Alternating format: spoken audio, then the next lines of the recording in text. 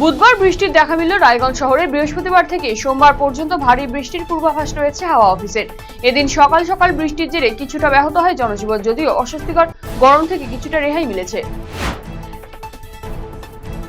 BJP Bangla দখল করার পর নৈতিকতার কারণ দেখিয়ে তৃণমূল কংগ্রেস পরিচালিত ময়না পঞ্চায়েত সমিতির সভাপতির পদ থেকে ইস্তফা দিলেন শেখ শাহজাহান আলী।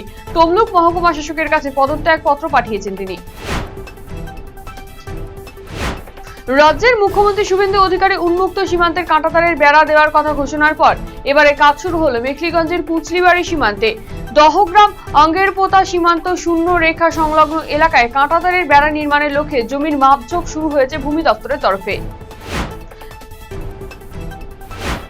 রাজ্যের মুখ্যমন্ত্রী পদে আসীন হওয়ার পর এই প্রথম উত্তরবঙ্গ সফরে শুভেন্দু অধিকারী বুধবার কলকাতা থেকে বাগডোগরা বিমানবন্দরে পৌঁছন তিনি। মুখ্যমন্ত্রীর এই বিশেষ সফরকে কেন্দ্র করে কড়া নিরাপত্তার চাদরে মুড়ে ফেলা হয় গোটা শিলিগুড়ি শহর এবং সংলগ্ন এলাকা।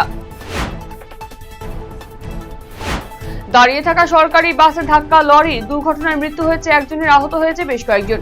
বুধবার দুর্ঘটনাটি ঘটেছে উত্তর দিনাজপুর জেলার ইসলামপুরের শ্রীকৃষ্ণপুর এলাকায় জাতীয় সড়কের ফ্লাইওভারের ওপর।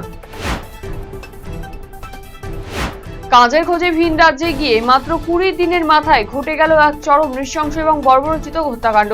বিহারের দ্বারভাঙ্গায় নিজের স্ত্রী এবং 3 সন্তান সহ পুরো পরিবারকে লোহার রড দিয়ে পিটিয়ে খুন করল স্বামী। উত্তর দিনাজপুর জেলার করণদিঘি ব্লকের রসাখোয়া 2 নম্বর গ্রাম পঞ্চায়েতের অন্তর্গত মহেশপুর দাসপাড়া এলাকার বাসিন্দা ওই পরিবার।